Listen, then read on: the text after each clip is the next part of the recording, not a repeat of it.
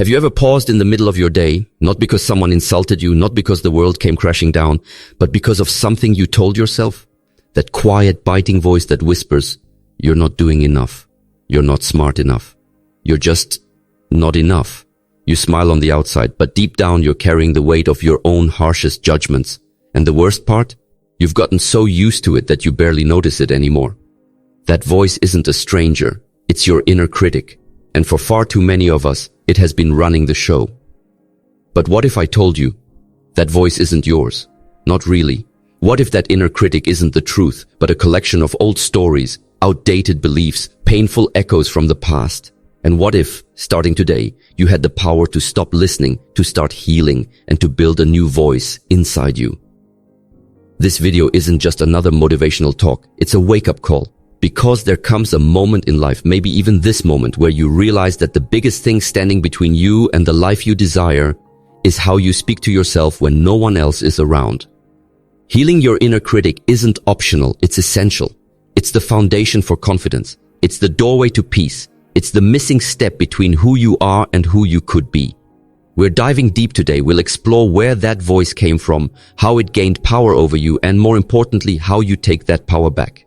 You'll learn how to stop mistaking self-attack for self-awareness. You'll learn how to replace judgment with compassion. And by the end of this journey, you'll understand how to rebuild your inner world so it finally supports you instead of sabotaging you. Because here's the truth most people never hear. You don't need to be fixed. You need to be loved, especially by the person who's been guessed on you. So if you're tired of being your own worst enemy, if you're ready to become your own best ally, if you're done letting that critic hold the pen while you try to write your story, then stay with me, because this is the conversation that could change everything. The voice that's been there too long. Let's be honest, there's a voice inside your head that's been there for as long as you can remember. It shows up when you make a mistake, when you're trying something new, or even when you're simply resting. It says things like, "You're not good enough. You always mess things up. Who do you think you are? You'll never succeed." That voice is your inner critic. You didn't choose it. You didn't create it on purpose. But somewhere along the way, maybe through harsh words from a parent, a teacher's disapproval, bullying, rejection, or constant comparison, you internalized the message that who you are isn't enough. And now, that critic has become a part of your internal dialogue, a background soundtrack that constantly questions your worth and drains your confidence. The most dangerous thing about the inner critic is that it disguises itself as truth. It doesn't shout, it whispers persuasively. It doesn't argue, it convinces. And because it sounds like you rarely stop to challenge it. But here's the truth. That voice is not the voice of reason. It's the voice of your past. It's the echo of wounds you never asked for, of stories you were told, of pain you never deserved. And the more you listen, the more you believe.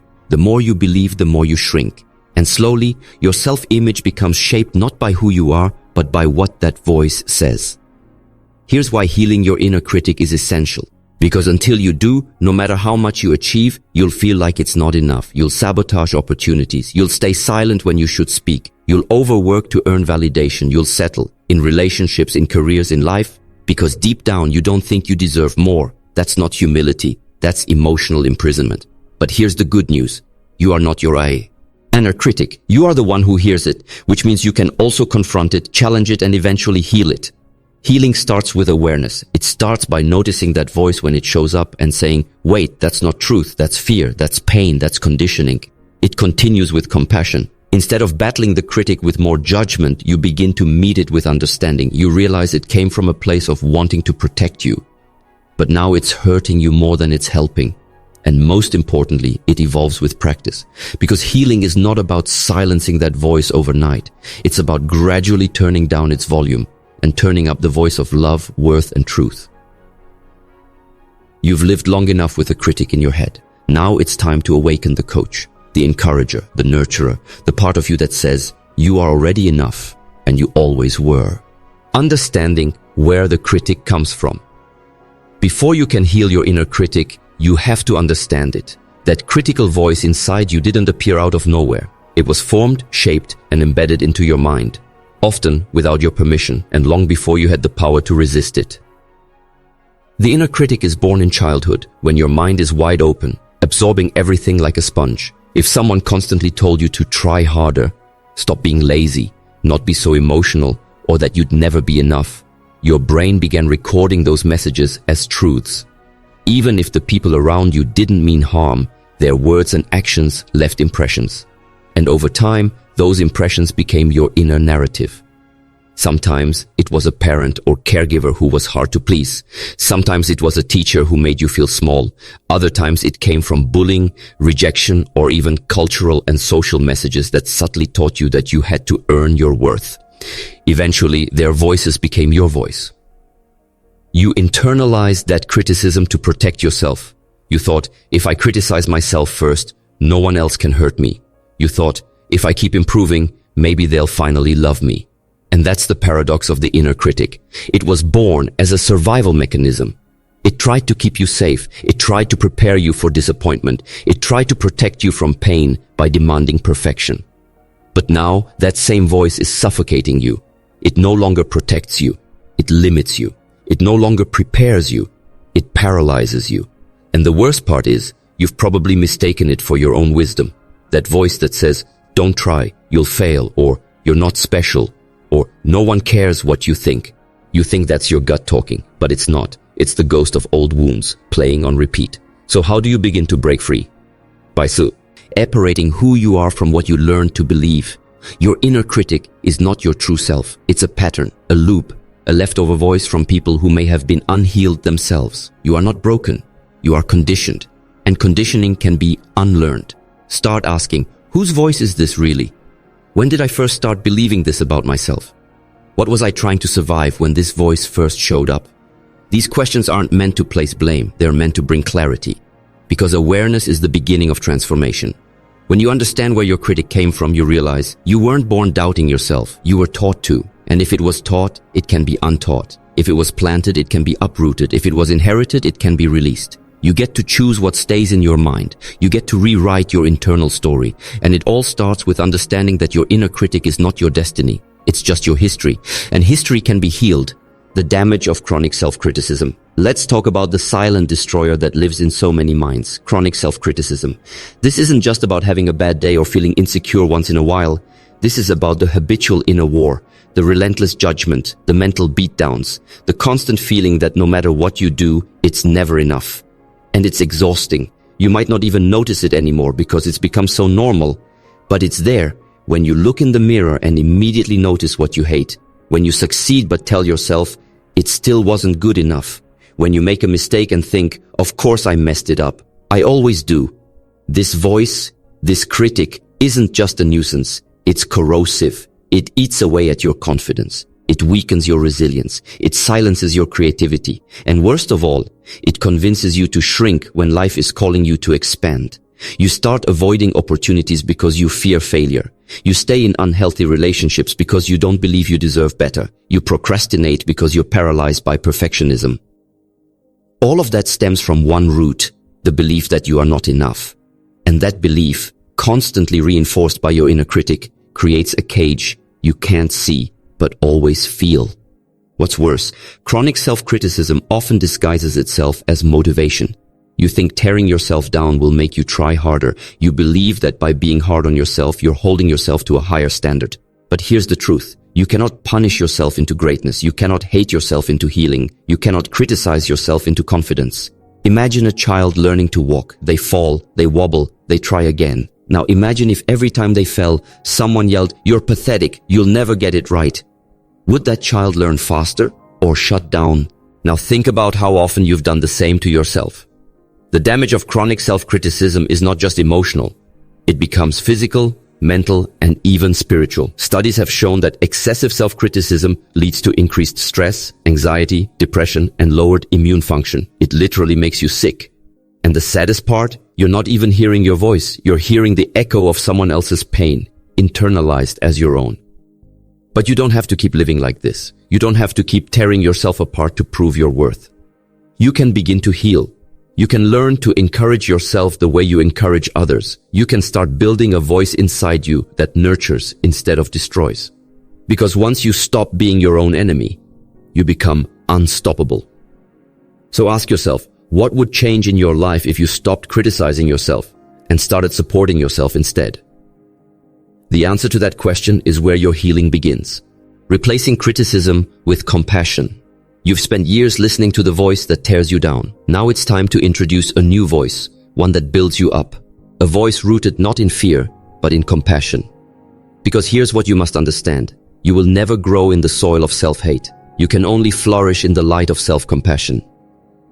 Many people fear that if they go easy on themselves, they'll become lazy or entitled. They believe that self-criticism keeps them sharp, keeps them humble, keeps them pushing forward. But that belief is a lie. You don't need to be harsh to be disciplined. You don't need to beat yourself down to stay focused. In fact, science and spirituality both agree. People who are compassionate with themselves are more resilient, more confident, and more successful over time. Compassion doesn't mean making excuses. It means telling the truth with kindness. It means recognizing your mistakes without condemning your worth. It's the difference between saying, I failed, so I must be a failure, versus I failed, and that's how I learned. Let's be honest, if someone spoke to your best friend the way you speak to yourself, you'd call it abuse. You'd say, hey, you deserve better than that. That's not love. So why have you accepted that treatment from your own mind? You don't have to anymore.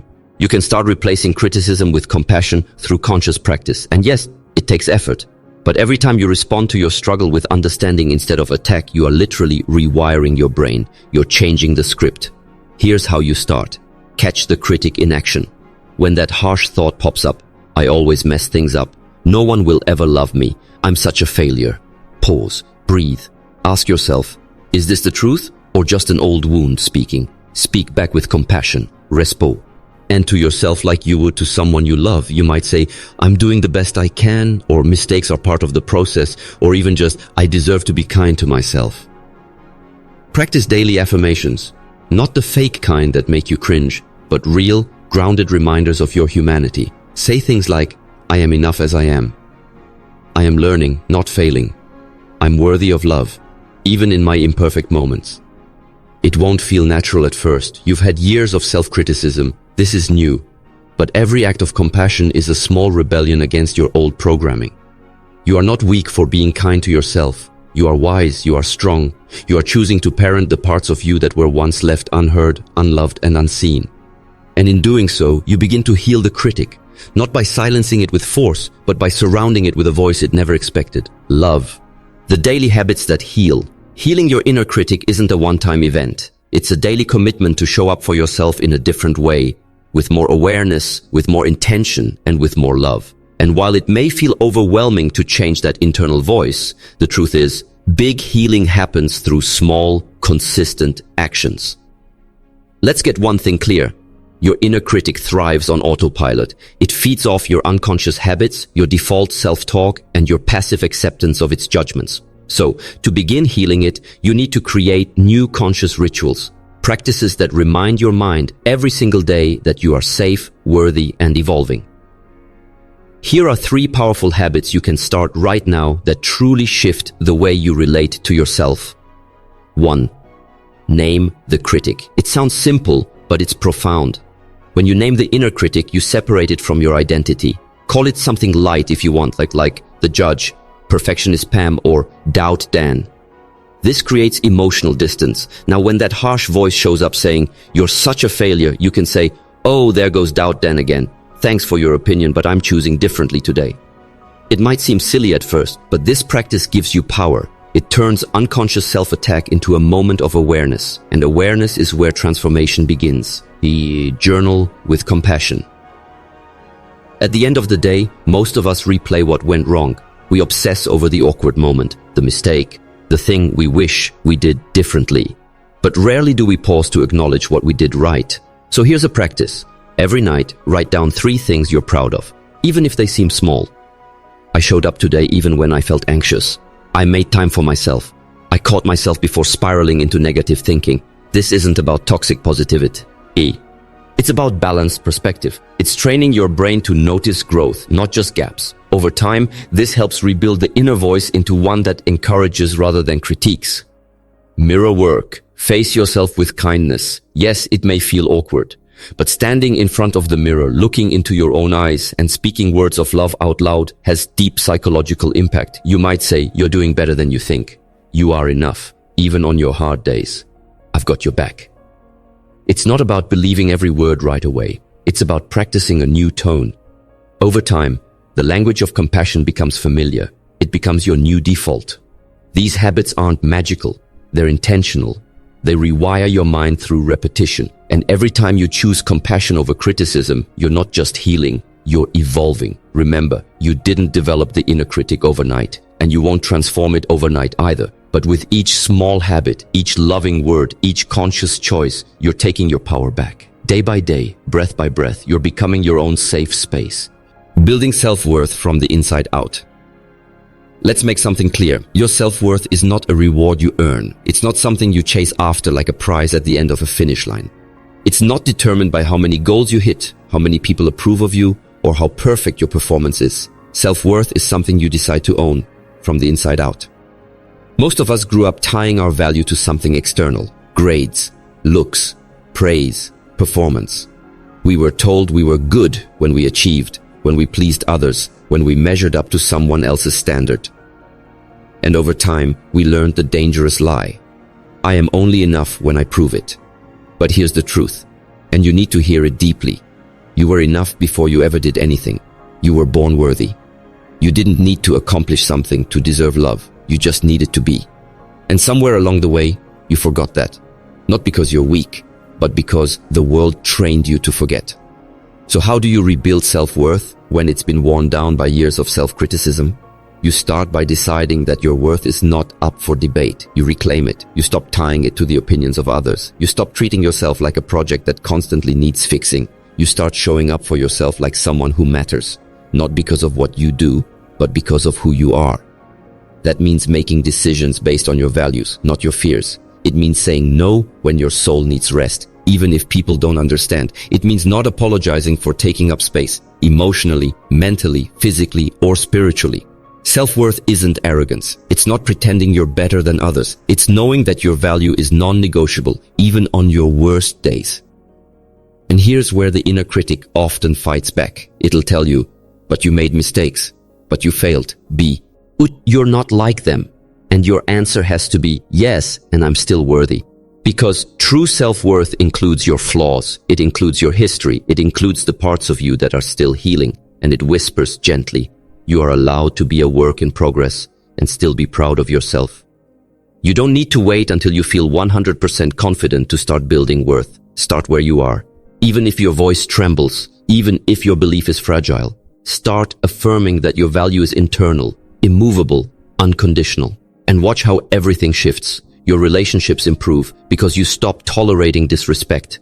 Your courage grows because you're no longer paralyzed by fear of failure. Your peace expands because you're no longer hustling to prove yourself. When you build self-worth from the inside out, you stop surviving and start thriving because now you're living from truth, not fear.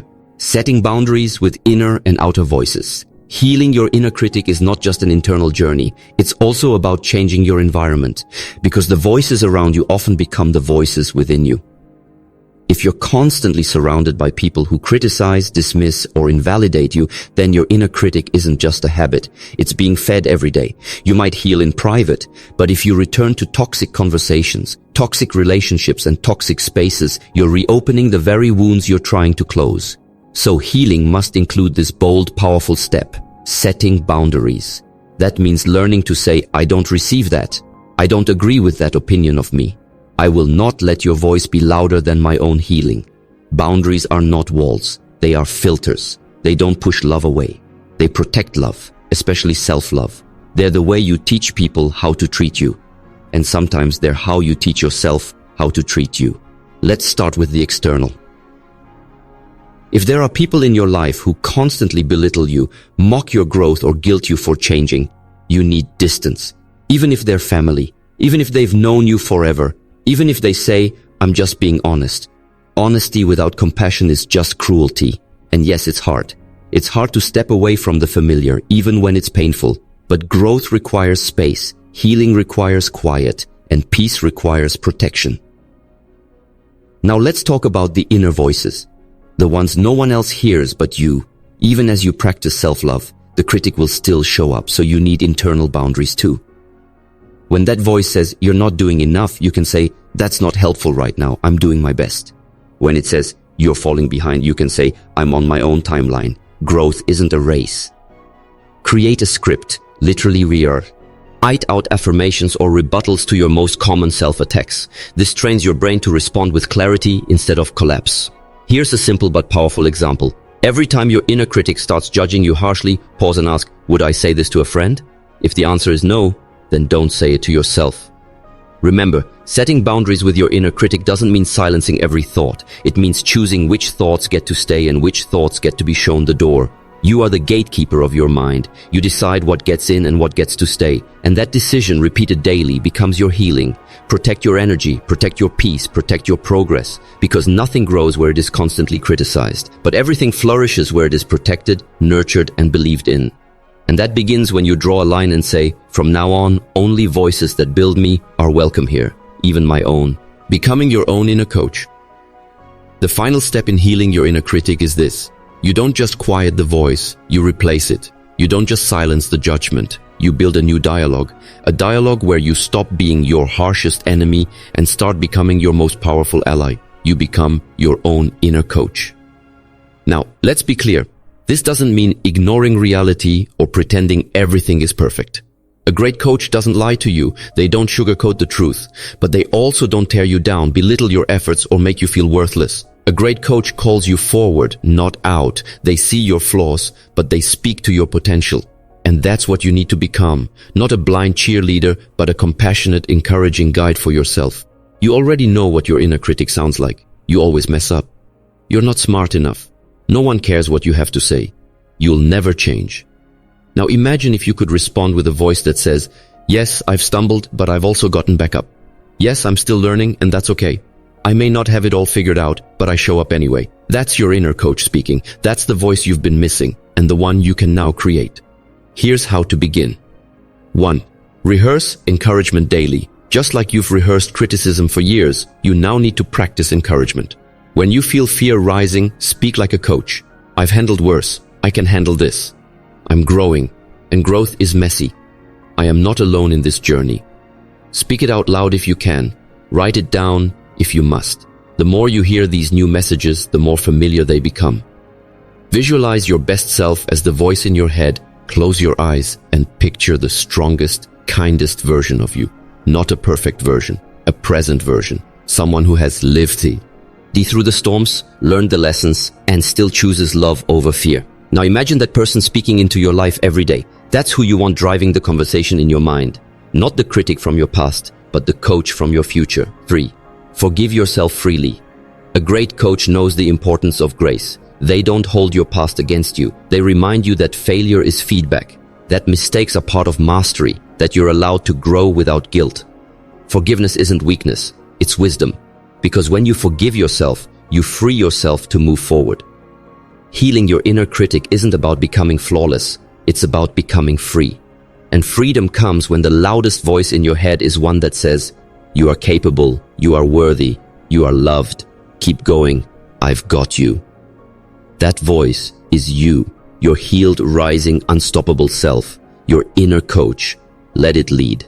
You've now taken a powerful journey through the battlefield of your mind, where for far too long, the voice of your inner critic has echoed louder than the voice of your truth. But today, something shifted. You saw it for what it really is. Not your reality, but a reflection of old programming. Not your identity, but a shadow from your past. And that awareness is the beginning of your healing. Let's be clear, this is not an overnight transformation. You won't silence the critic in a single breath, but you don't have to. Healing doesn't ask you to be perfect. It simply asks you to be present, to be conscious of what's playing on repeat in your mind, to choose again and again, to speak differently, to respond with grace, to build a new inner voice that empowers instead of punishes. Every time you choose to say, I am enough, you're rewiring your story. Every time you interrupt a self-attack with kindness, you're reshaping your self-image. Every time you give yourself permission to rest, to learn, to grow, to stumble and still love yourself, you're becoming more whole. You no longer need to earn your worth. You no longer need to perform for peace. You no longer need to live under the weight of judgment that was never yours to carry. The journey to healing your inner critic is really the journey of returning to yourself, the real you, the you that existed before the world told you who to be, the you that still whispers beneath the noise, I'm here, I'm trying, I'm worthy. That voice may be quiet now, but with love, attention, and practice, it will grow louder. And soon it will drown out the critic, not with force, but with truth. You have always been worthy, you just forgot. Now, you remember. So take this with you. From this moment forward, you speak to yourself like someone you deeply care about. You set boundaries around your energy, your mind, and your time. You stop shrinking to fit the voice of fear and start rising into the voice of freedom. You commit to building an inner world that reflects the love, grace, and dignity you've always deserved. Because the world is waiting for you, not the masked version of you who doubts her every move, but the real you who dares to love herself out loud. The journey isn't easy, but it's yours. And you are more than strong enough to take it. So breathe deep, speak gently, and walk forward knowing the critic had its chapter, but your healing gets the rest of the story.